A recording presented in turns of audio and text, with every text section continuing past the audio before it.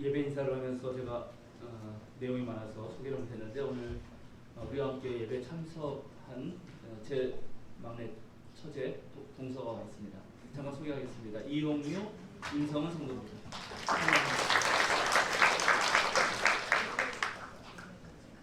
오늘 우리는 대림절 첫 주를 맞이했습니다. 대림절은 이 세상의 구원을 위하여 오신 아기 예수를 기억하면서 또 지상에서 시작하신 하나님 나라 운동이 반드시 결실을 보고 완성하리라는 그런 신앙 속에서 예수님의 재림을 소망하는 절기입니다. 따라서 대림절은 기다림의 절기라고 할 수 있겠습니다. 황지우 시인의 너를 기다리는 동안이라는 시가 있습니다. 혹시 여러분 누군가를 애타게 기다려본 적이 있었나요? 제가 시의 일부분을 한번 읽어보겠습니다. 너를 기다리는 동안 황지우, 네가 오기로 한 그 자리에 내가 미리 가 너를 기다리는 동안 다가오는 모든 발자국은 내 가슴에 쿵쿵거린다.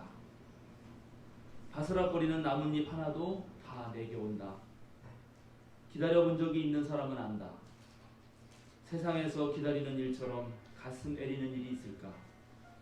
내가 오기로 한 그 자리, 내가 미리 와 있는 이곳에서 문을 열고 들어오는 모든 사람이 너였다가 너일 것이었다가 다시 문이 닫힌다.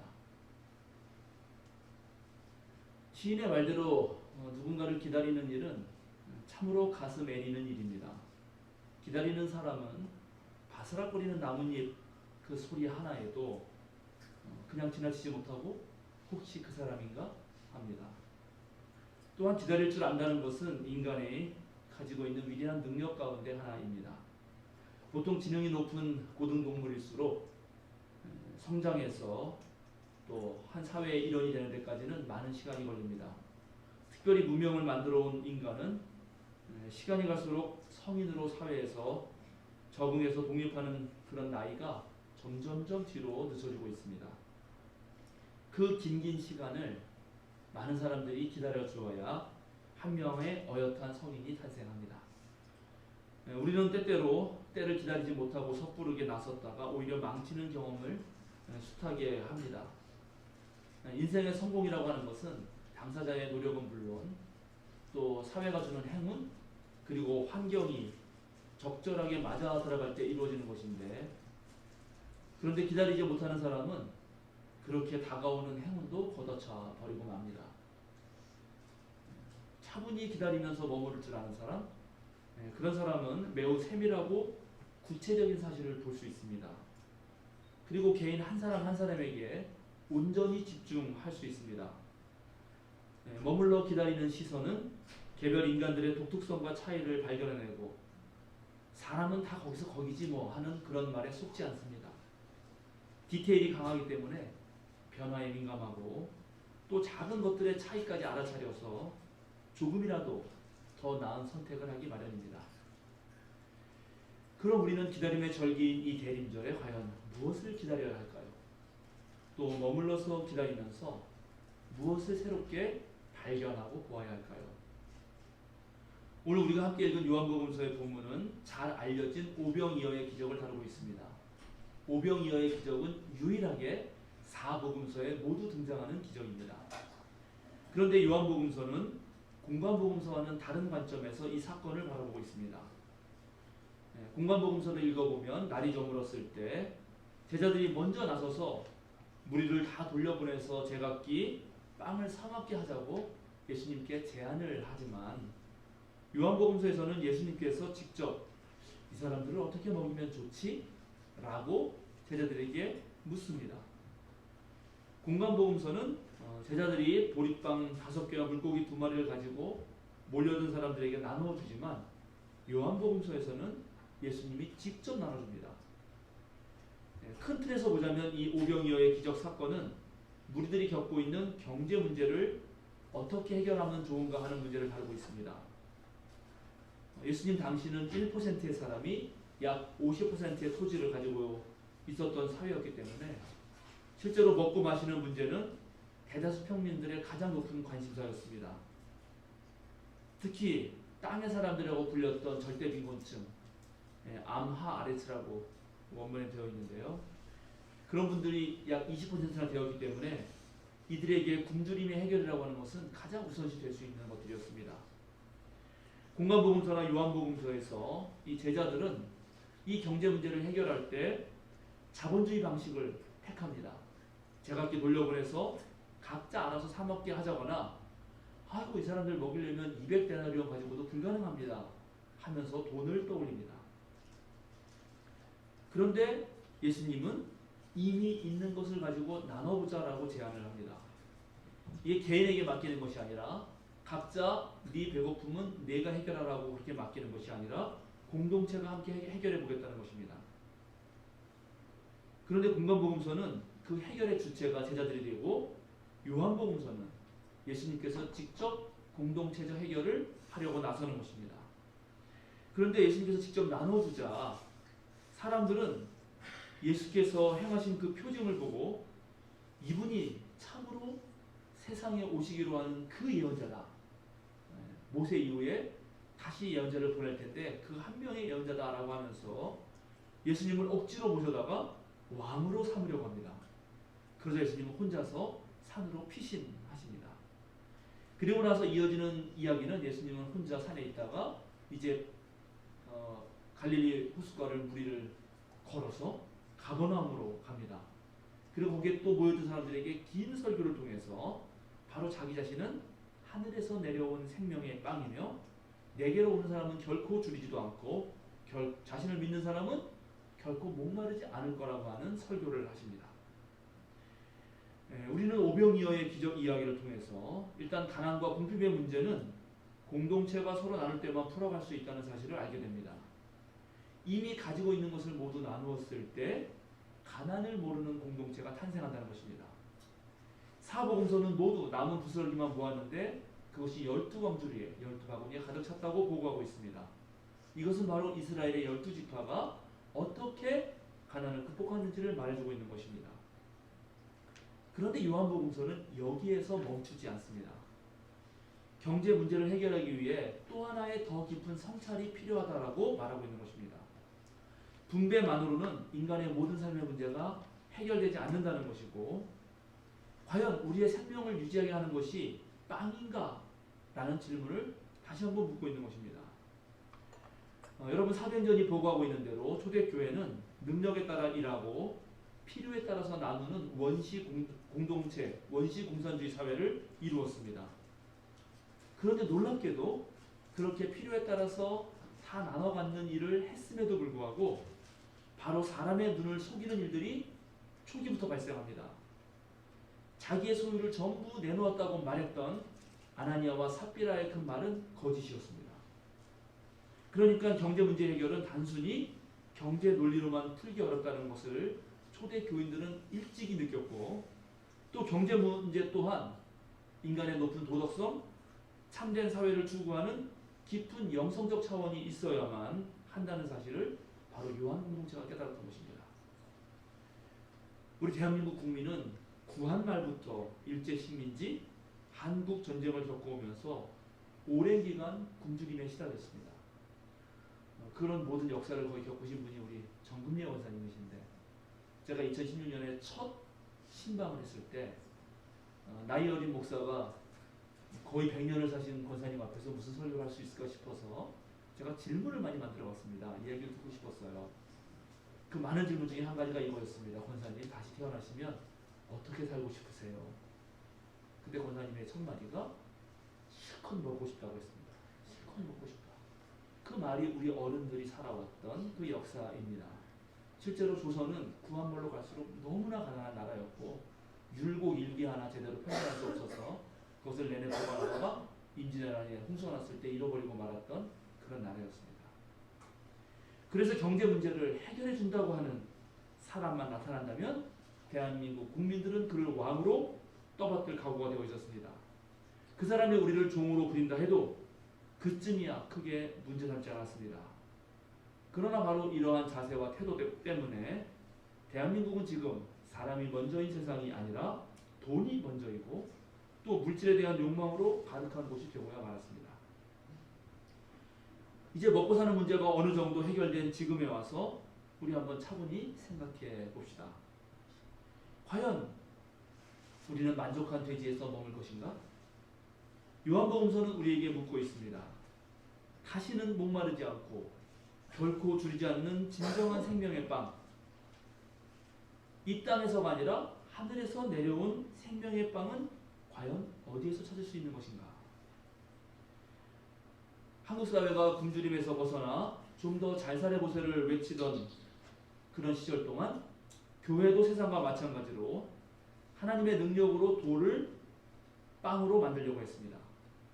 진정한 생명에 관심을 기울이기보다는 가장 먼저 먹고 사는 것을 해결하라고 했던 것인데, 우리 주님 예수님께서는 돌을 빵으로 만들라고 하는 사탄의 유혹에 맞서서 하나님의 입에서 나오는 말씀으로 사는 것이지 사람은 빵만으로 사는 건 아니다라고 말씀하셨지만, 사실 그동안 한국 교인들은 하나님의 말씀으로 돌을 빵으로 만들려고 했던 것입니다. 예수님은 40일 동안 굶었지만 그런 상황에서도 정말 하나님의 아들로서, 하나님의 참된 자녀로서 참된 인간성이 무엇인가를 되물었습니다. 그러나 한국 그리스도인들은 빵을 얻기 위해서 하나님께 매달렸던 것입니다. 그래서 지금 어느 정도 이제 빵이 채워지니까 더 이상 하나님 믿을 필요 없다고 생각하고 많은 사람들이 교회를 떠났고, 지금 한국 교회는 1995년 이후로 계속해서 쇠락해 가고 있습니다. 그래서 우리는 바로 지금이야말로 차분히 앉아서 생각할 때입니다. 과연 우리 그리스도인들은 그동안 무엇을 기다렸던 것이며 또 앞으로 무엇을 기다려야 하는가? 오늘 우리가 함께 읽은 베드로전서는 소아시아의 전 지역에 흩어져 있는 그리스도인들에게 베드로 또는 베드로의 권위를 입은 실로아노가 보내는 편지입니다. 이 편지를 받은 그리스도인들은 이전에는 이방이었는데 지금은 예수 그리스도를 통하여 새롭게 그리스도교 신앙을 가지게 된 사람들입니다. 원래 유대인으로 태어나지 않았기 때문에 하나님을 알지 못했고 이방 종교의 풍습과 문화에 젖어있던 사람이 이제 새롭게 그리스도교 신앙을 갖게 된 것입니다. 그리고 그것을 유지해 보려고 하는 것입니다. 그런데 이들이 신앙을 굳게 지키는 것은 쉬운 일이 아닙니다. 저도 6살 때부터 교회를 다녀서 사실은 잘 모르는데 다 성인이 돼서 그리스도 신앙을 갖게 될 경우에 이전 친구들이 자꾸만 불러냅니다. 술 한잔 하지. 어떻게 교회를 나가고 그러냐. 그런 사람들의 삶의 방식에서 다시 새로운 삶의 방식으로 바뀐다는 것은 쉬운 일이 아닙니다. 무엇인가를 선택한다는 것은 또 다른 것을 포기한다는 것과 같은 말입니다. 사람은 동시에 두 공간에 있을 수 없고 한 번에 두 가지를 다 잘하기는 어렵습니다. 물론 시간을 잘 관리한다면 평소에 성실함을 통해서 또 꾸준한 훈련을 한 사람들은 남들보다 선업의 일을 잘할 수 있을 것입니다. 그러나 모든 것을 다 잘하는 사람은 없습니다. 비종교인이 종교인이 되는 순간 이전에 하던 것들을 많이 포기하고 새롭게 해야 하는 것들이 생깁니다. 만약에 그리스도인이 되었다면 최소한 일주일의 하루는, 즉 주일은 시간을 내어서 하나님께 예배하고 교회와 사회를 위한 봉사를 해야 합니다. 불교인이 되었다면 8가지 바른 길, 즉 8정도를 실천하기 위해서 애를 써야 합니다. 내가 이슬람교인이 되려고 마음먹었다면 하루에 5차례 시간을 내어서 정확하게 기도를 해야 합니다. 모든 종교 전통은 자신만의 수행 방식이 있고 또 그것을 행해야지만 그 종교에 속한 사람으로서의 정체성, 그리스도인, 무슬림, 불교인이 되는 것입니다. 또 종교인으로서 정체성을 바르게 세우려면 자신의 시간을 내어서 각 종교가 내세우는 진리를 배워야 되고 또 훈련을 해야 되는 것입니다. 오늘 베드로전서에 나오는 편지의 수신인들은 심지어 예수 그리스도를 본 일이 없는 사람들입니다. 그런데 예수님을 본 적이 없는데도 그리스도인이 되었고 전부 여러분들이죠. 우리 예수님을 역사적 인물로 본 적이 없습니다. 그런데 그리스도인이 되었기 때문에 고난을 당하고 시련의 한복판에 서 있게 되었습니다. 소아시아에 흩어져 있던 그리스도인들은 하나님을 모르는 그런 주변 세계의 멸시와 혐오와 심지어 박해도 받아야 했습니다. 이런 사람들에게 베드로 사도가 지금 편지를 쓰고 있는 것입니다. 여러분, 예수 그리스도야말로 산 소망입니다. 잠깐의 시련을 견디면 여러분의 영혼은 구원받을 뿐만 아니라 금보다 더 귀한 것이 될 것입니다. 또 다른 한편 우리가 고난 속에서 올바른 삶을 살아간다면 이제 주변 사람들의 비방과 험담은 종식될 수 있을 것입니다. 베드로전서는 계속해서 예수 그리스도를 모범으로 내세우면서 예수는 의로움으로 불의를 물리쳤고 또 고난을 당했고 그런 고난을 통해서 그리스도인들이 치유받았다는 사실을 강조합니다. 따라서 예수 그리스도를 따르는 사람들은 잠깐의 고난을 당할 수 있는데 그것은 종말의 영광에 비하면 아무것도 아니라 라고 신주가 말하고 있습니다. 실제로 이 편지의 수신인들은 우리들처럼 역사의 인물인 예수를 만나지 못했지만 그럼에도 불구하고 예수님을 사랑했고 예수님을 믿었고 사랑하고 믿었기 때문에 표현할 수 없는 그런 즐거움과 영광을 누리면서 기뻐했습니다. 즉 이들은 세상을 포기한 것만큼 예수 그리스도를 선택했고 예수 그리스도를 선택했기 때문에 바로 세상이 줄 수 없는 평안과 평화를 얻을 수 있었던 것입니다. 오늘날 많은 그리스도인들이 지니고 있는 가장 큰 문제는 바로 그리스도의 복음에서 샘솟는 기쁨을 얻지 못한다는 것입니다. 왜일까요? 저는 그것이 바로 그리스도교의 깊은 진리에 아직 다다르지 못했기 때문이라고 생각합니다. 그동안 예수가 말하는 또 우리 그리스도께서 보여주신 진리를 파기보다는 내 욕망이 더 중요했기 때문입니다. 우리가 3m짜리 우물을 10개 파는 것보다는 30m짜리 우물을 1개를 제대로 팔 때 그때 샘솟는 물을 만날 수 있듯이 이제 한국 그리스도교도 자신의 욕망을 채우는 얕은 믿음에서 벗어나서 예수님의 진리를 얻기 위해 깊이 파고들어야 합니다. 그래야 다시는 목마르지 않는, 다시는 줄이지 않는 영원한 생명의 물을 얻을 수 있기 때문입니다. 제가 유튜브 방송 수요사경회를 하는 이유가 바로 이것입니다. 좀 더 진지하게 그리고 올바로 그리스도교 신앙을 갖고 싶은 사람들에게 그런 사람들의 마음을 울리고 그들의 머리를 시원하게 해주고 또 예수 그리스도의 복음의 씨앗을 그들의 가슴에 옳게 심고싶기 때문입니다.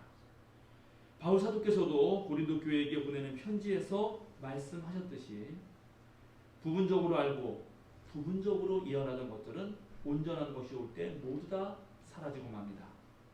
한국 개신교의 갱신은 온전한 것을 가르치고 실행할 때 바로 이루어지는 것입니다.